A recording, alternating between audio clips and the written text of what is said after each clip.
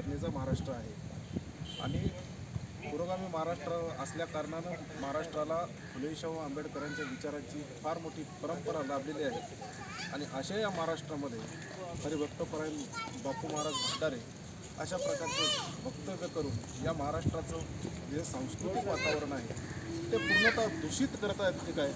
असाही या निमित्तानं संशय निर्माण होतो आणि महाराष्ट्रामध्ये आणि देशामध्ये असणारं सरकार त्यांना या देशामध्ये सांप्रदायिकता पसरवायची का असाही संशय या बोलण्याच्या पाठीमागं येतो आहे आणि म्हणून हे जे महाराज आहे ते आज महाराष्ट्रामध्ये एक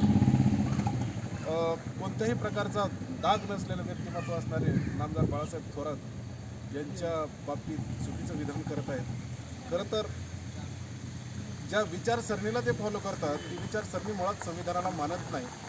आणि म्हणून प्रथम त्या विचारसरणीचा आम्ही सर्व काँग्रेस जन पारनेर तालुक्यातील